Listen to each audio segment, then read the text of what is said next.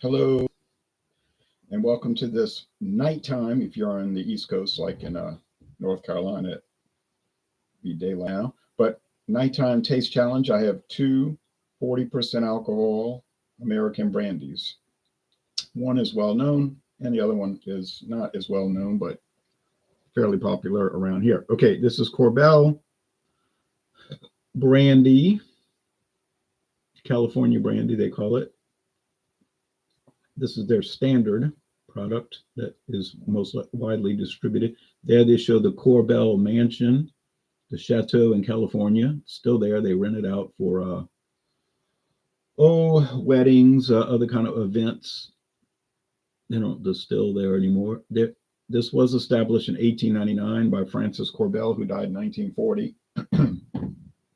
He was an immigrant from what is today called the Czech Republic. Back then, it was called Bohemia, the Kingdom of Bohemia, which was part of the Austrian Empire. And there was a socialist communist uprising, which was crushed by it. They tried to mount it. What they tried to do is launch it across all of Europe at once to kind of like catch the leaders off guard. So they think this is a rubber cork, a rubber stopper, neoprene. It's tight. So it started in France, and then they started launching it in Germany, the German Confederation, as it was called, Austria, which was part of the German Confederation, all over Italy and so forth. And then, it's neoprene. It's that spongy synthetic rubber that they use on tennis shoes. And initially, they had to make some concessions. Like in Germany, they were like, okay, we'll give in because they didn't know if they were going to live. And then when they realized they had enough troops and loyalists to launch a counterattack, they did launch a counterattack, and they brought the hammer down on all these rebels and executed many and imprisoned many others. Francis Joseph came to the throne after this uprising in Austria, became the new Austrian emperor in the House of Habsburgs. You heard of them. They'd been in power since the Middle Ages.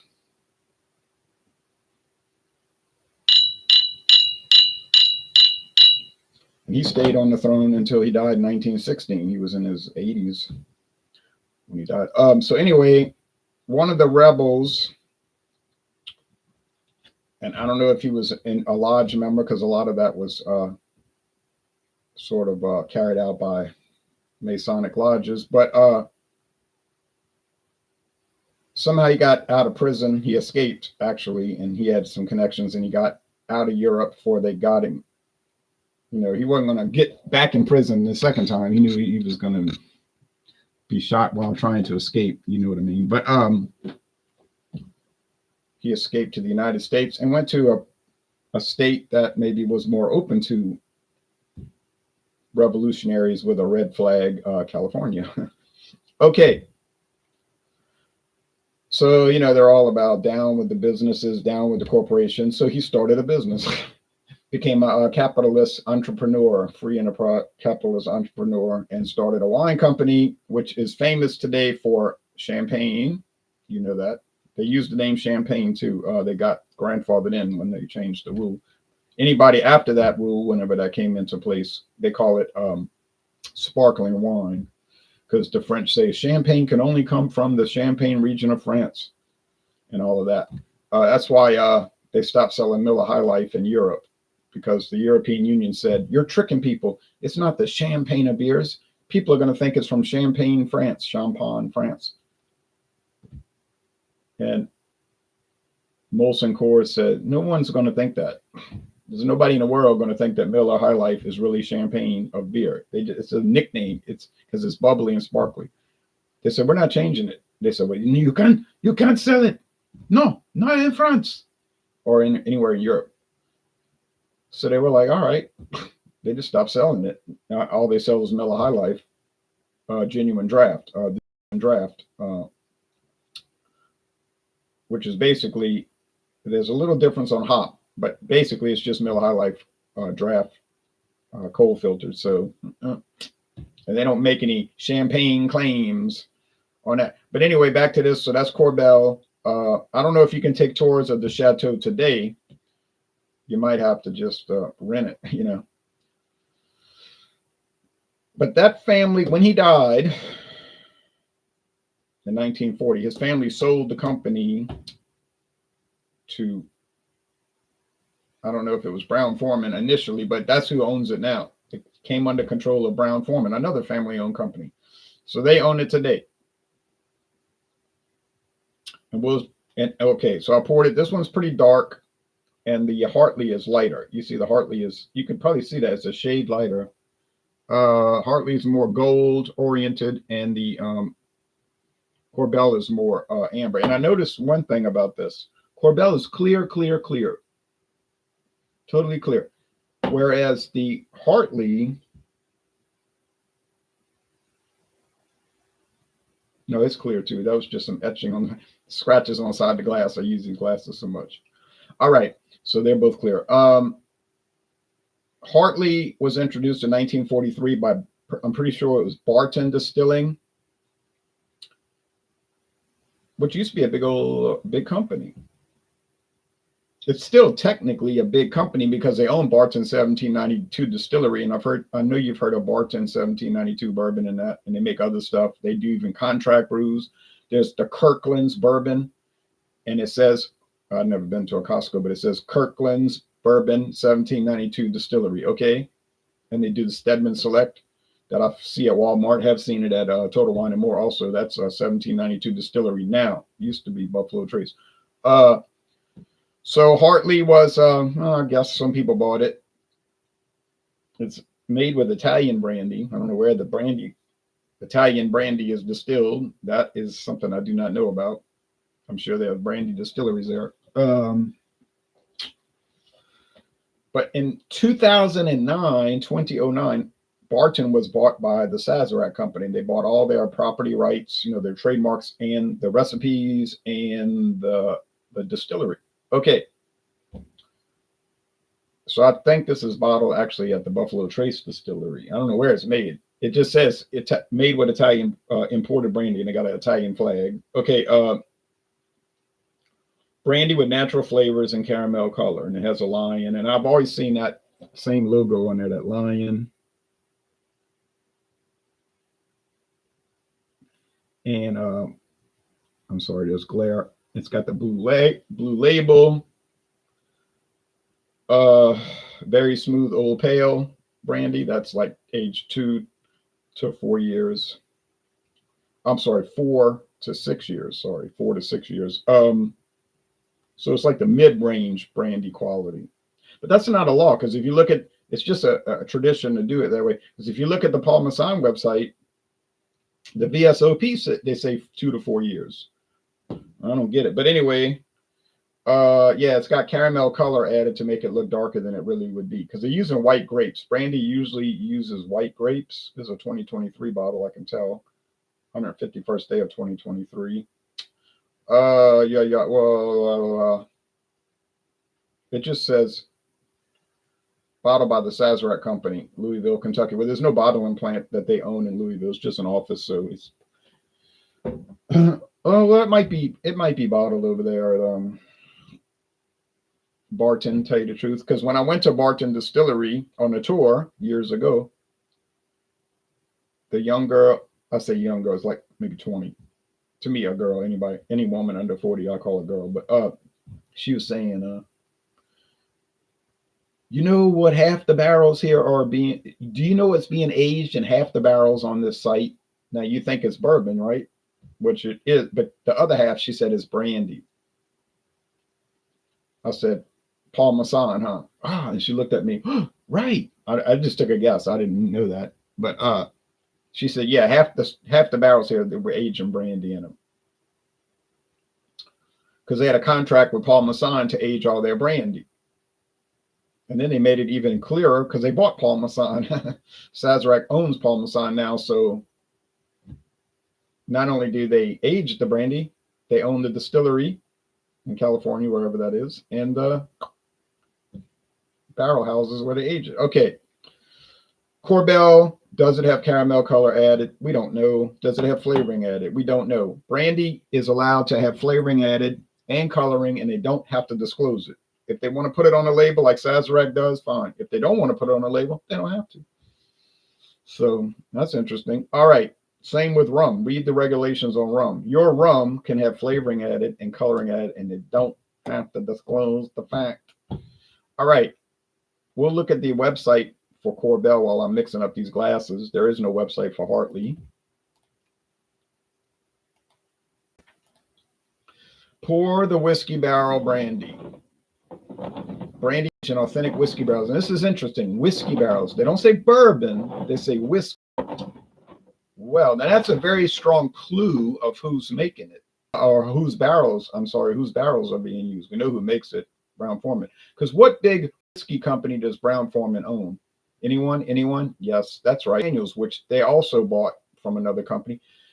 Jack Daniels was bought out by Brown-Forman in 1956, who make Old Forester. You've heard of Old Forester bourbon, but they don't say bourbon barrels, they say whiskey. So it's pretty obvious that they're using Jack Daniels barrels. You say, yeah, but Brown-Forman makes some low-end whiskey that they don't even list on the website, and they don't attach to their they use an alias name and all. That's true. Could be one of those. Premium oak barrels, fire charred and mellowed to achieve a golden amber color, butterscotch aroma, and extra smooth taste. Sounds like Jack Daniels to me. Last year they won the California State Fair wine competition gold medal. All right, so we won a gold medal last year in the California competition. There's a brandy old fashioned, sidecar, a Manhattan recipe. Francis, I talked about that already, where he escaped, went to California right after the rush, got the distillery started.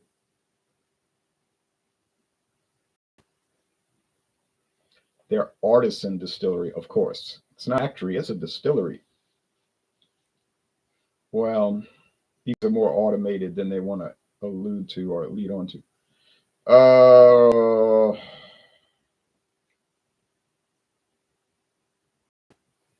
100% California grapes, small batch artisan distilling, handcrafted oak barrel aging, and skillful blending and bottling make Korbel California Brandy distinct. Expertise, quest for perfection. Only major United States brandy maker that maintains total control over the production process. So they're not contracting out. They're not buying brandy on auction and then just bottling it. So they control it from beginning to end. Okay. That means they're claiming it is. Guerneville, California is where let's see. They distill it in one location that they own, and they bottle it in a different location. I know that much. It says that on the bottle. Distilled in Giorgio, California, and it's blended in Guerneville, blended and bottled in Guerneville. I'd have to look that up. Giorgio, California, see what facilities are there. Now this bottle cost me, it's got a little dust on it. Let me go wash it off. This bottle is a liter bottle.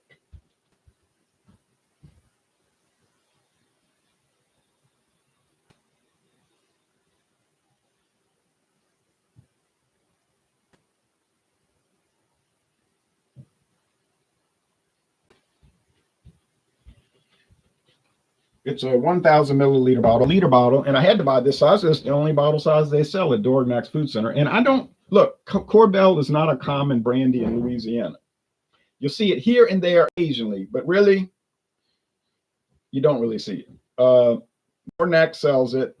They sell some other unusual off-the-grid products. If you go to Wisconsin, this I think is the #1 brandy in Wisconsin, from what I've read. And everywhere sells it. Okay, every liquor store, but here, no. $14.99 for the bottles. It will come out to about 11 and something for a regular size bottle, and it was $8.99 for the the Hartley V.S.O.P, which is on sale this month, $8.99. Okay, so it's really inexpensive. What is brandy? It has a section about that. It's basically, but it's made from grapes instead of grain, and it's from a Dutch wine, which means burnt wine.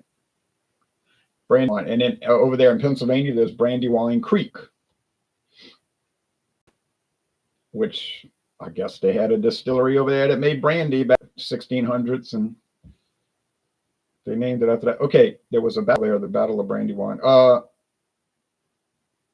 Historic evidence may date back to ancient Babylon. You heard they said may date back. Difference between brandy and cognac? Not much difference, except cognac is from that part of it. Otherwise, it's just brandy, you know. For that, and did they make some other ones? Yeah, we'll just look real quickly. There's the V.S.O.P, which I've not seen. Obviously, it's not going to be $14.99. There's the XS, which is extra spicy because it adds spices to it. I do a review with Tanya Makowski. She doesn't really do beer videos anymore. Reviews, I guess she lost interest. But we did a duo live, and we liked it. They added spices. Okay, I did find that in my town. And then that place went out of business. They tore the business down and built not Chick-fil-A. Chick-fil-A. They built a Chick-fil-A there. And I've never even been inside that place. Korbel 12 year, you know that's going to be expensive. Don't even, I think they might only start in California. Limited production. Korbel 18, probably only sold in California. And that's not going to be it's probably going to be $100 and something. The 25-year age, well, now that's really going to be hard to find. And it's going to be really expensive. So, and those are super limited. Like I say, you may only see them in California.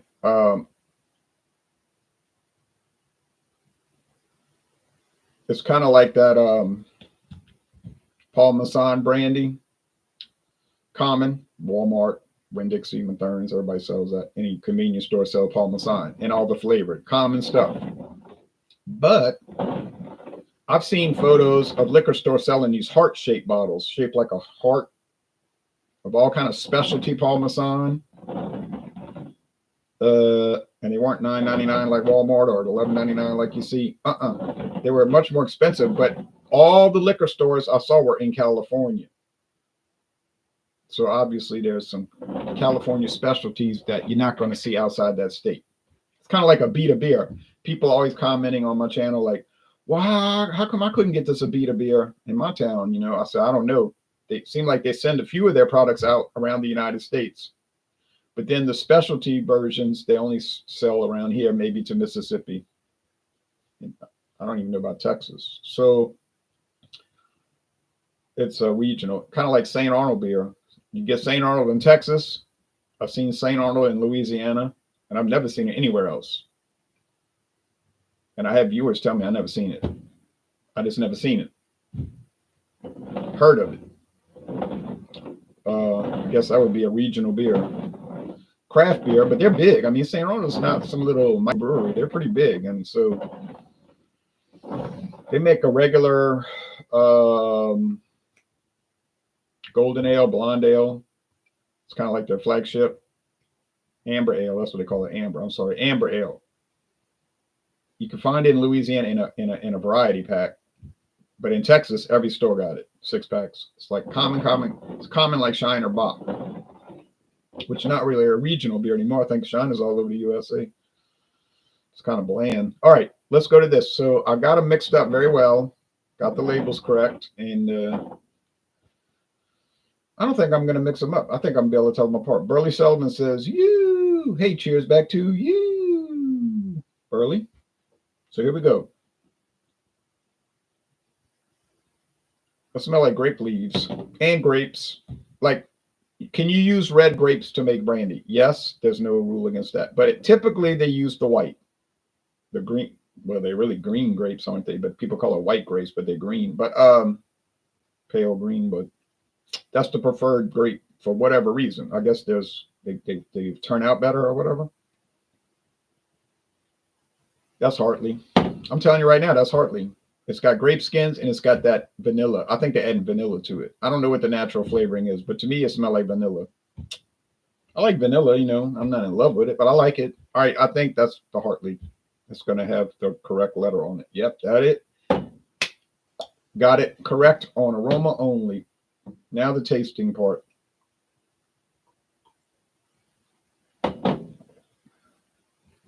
Very oaky. Makes sense. They emphasize oak. Oak, oak, oak. Charred oak.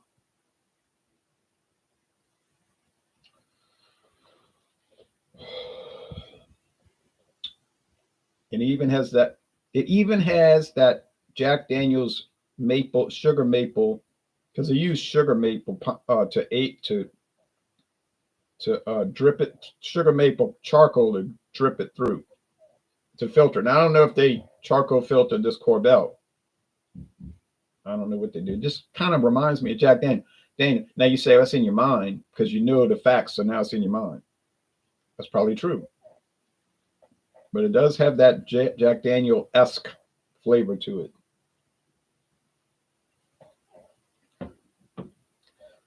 It's a lot sweeter, and it's like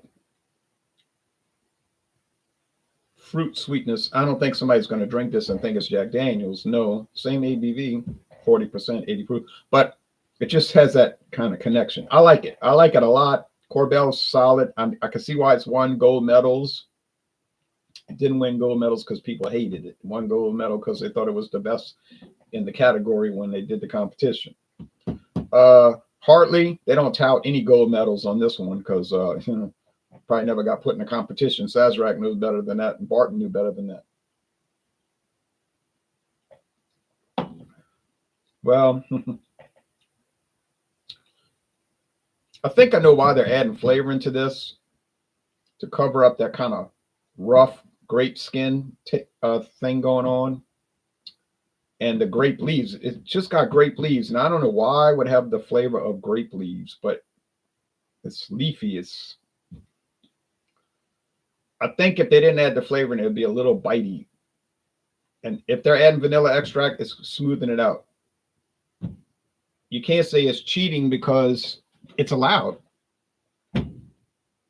It's simply allowed. I don't endorse that, but I don't detract from it either. I don't make the regulations. Okay.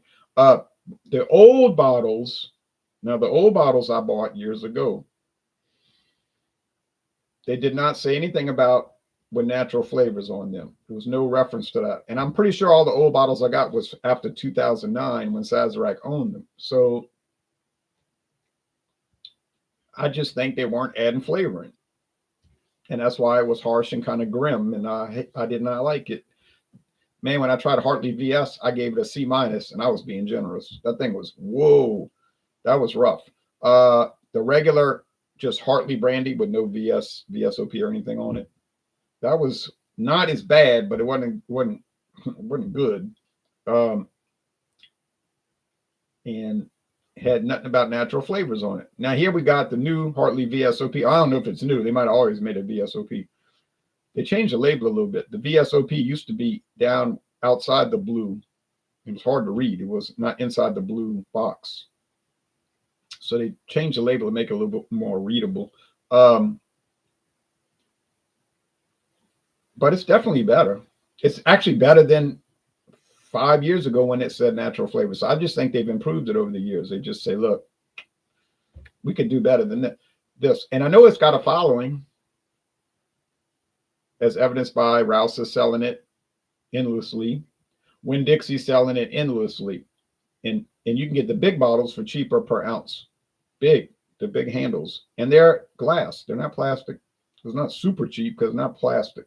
And this bottle is what Weller used to be. And if you look at old photographs of Weller bourbon from back, about 20 years ago or less, it was in that bottle. And if you ever go to Total Wine and More and see the 2-star bourbon, they call it 2-star bourbon. Might be made for them only. It might be a private label from Buffalo Trace. Same bottle. Same exact bottle. The Hervé Brandy, same exact bottle. So that's a standard Sazerac bottle. All right. Sometimes they're brown, sometimes they're clear, but it's that shape, that molded glass. It's kind of wide, so it kind of crowds out your cabinet, taking up a little too much space. These old squat bottles do that. I'd rather the slender bottles, you can fit more on the shelf. But anyway, anyhow, now to determine which tastes better. Already know which is which. Korbel. Very grape leafy.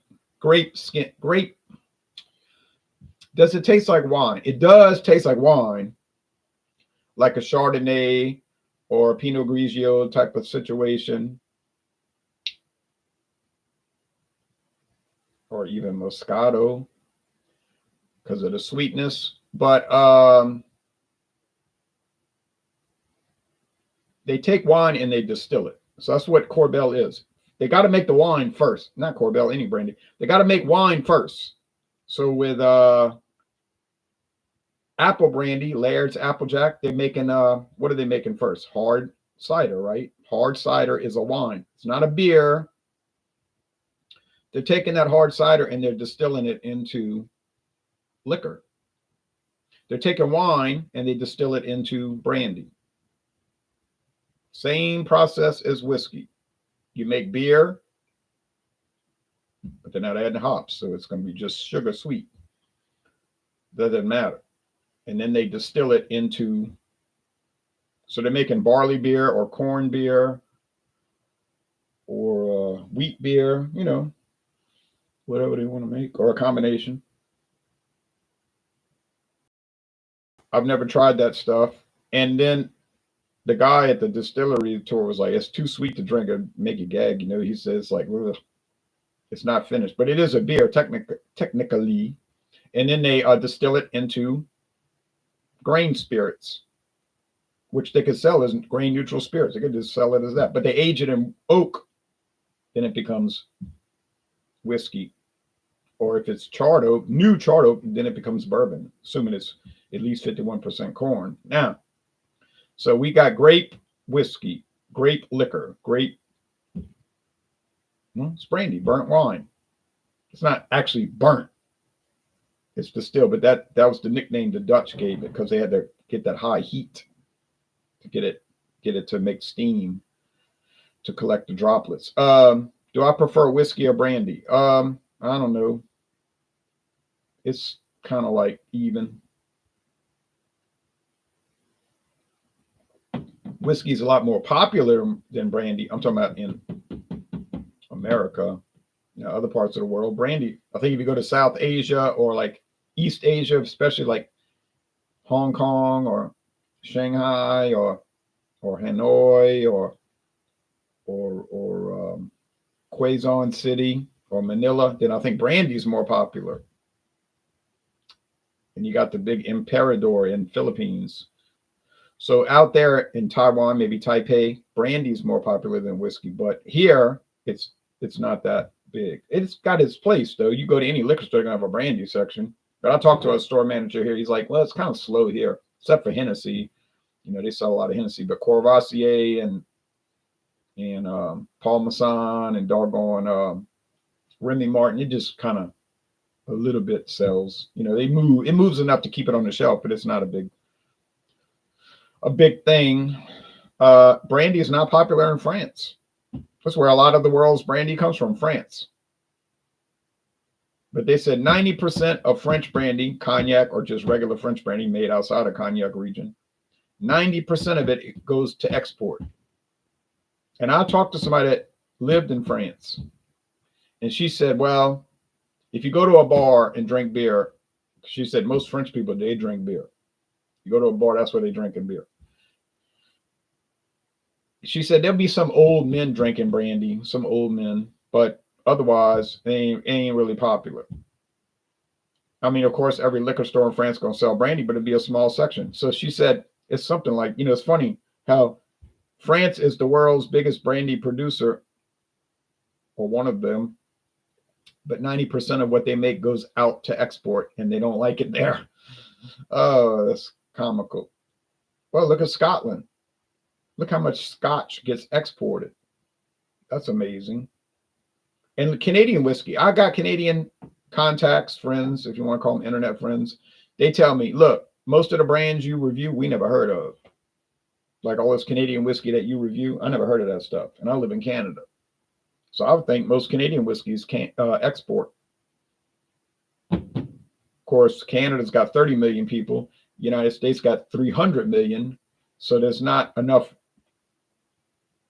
consumers in Canada to buy all the Canadian whiskey. They overproduce what they can consume, so they export it to Europe. Canadian whiskey sold all across Europe, of course, Africa, well, the whole world, but especially the United States. All right, so there it is. Korbel is, to me, a better product.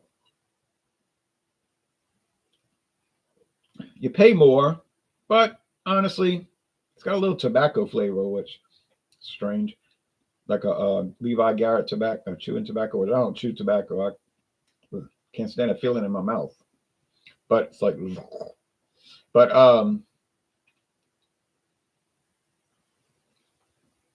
yeah, you pay more. You don't pay a lot more, honestly. You're not gonna pay a whole lot more for regular Korbel California Brandy over Hartley, but you'll get more.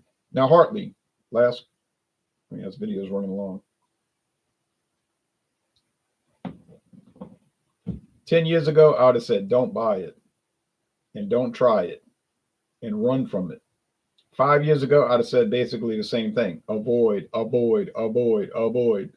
Now I'm saying, hey, you know what?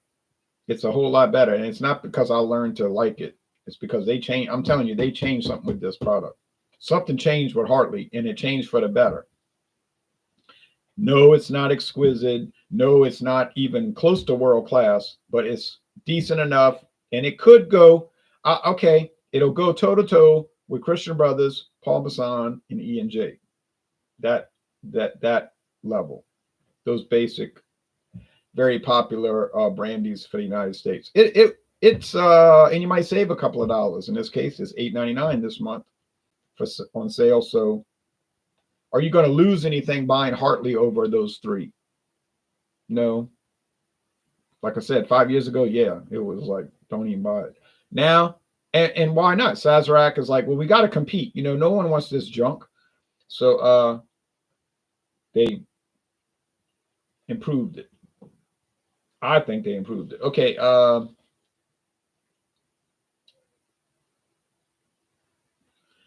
Have I tried the Hartley apple flavored or pineapple flavored or peach flavored or any of those? No, I haven't.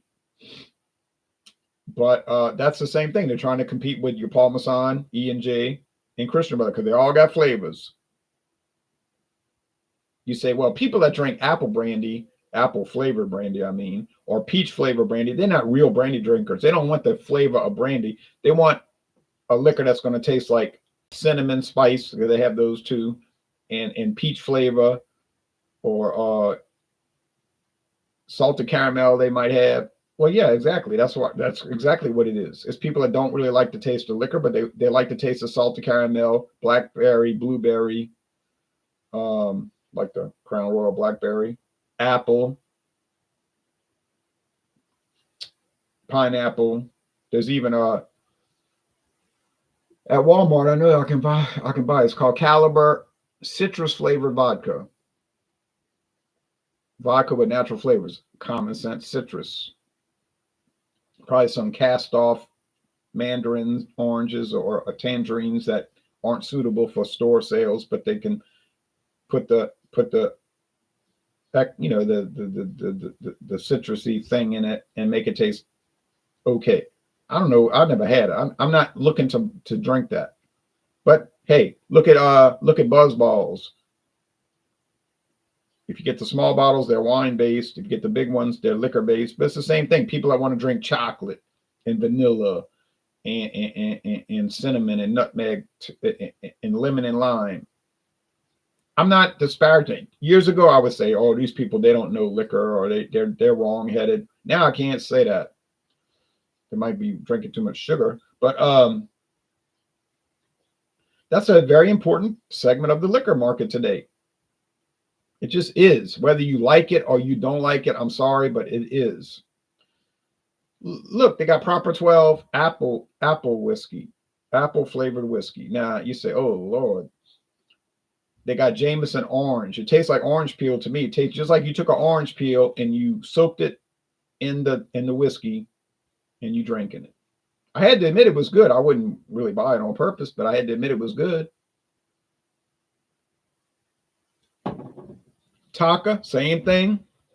Got every kind of flavor. Even during the carnival season, they have Taka king cake flavor vodka. Oh, that is crazy. But people buy it like it sells out in 3 days, maybe 2 days, 3 days on a slow year. People love that king cake flavor vodka. It is wild. All right, Chaos Cosplay XD says thumbs up to you. So final assessment. I know the video went long, but I'm trying to think about it. Like, I'm not in a rush. And if some people act like they're in a rush for everything. And I like to think about these products, but I think too long. But Korbel is the winner, but it's not that much better. It's better. I'll admit it's better. It is better. Say $5 or $6 better. I'll go along with that. But when you start getting a $20 better or $15, nah. It's not even $10 better, honestly. All right, so that's it. Now, the next time I come back, it'll be Hartley versus another American brandy. Delacour from Luxco.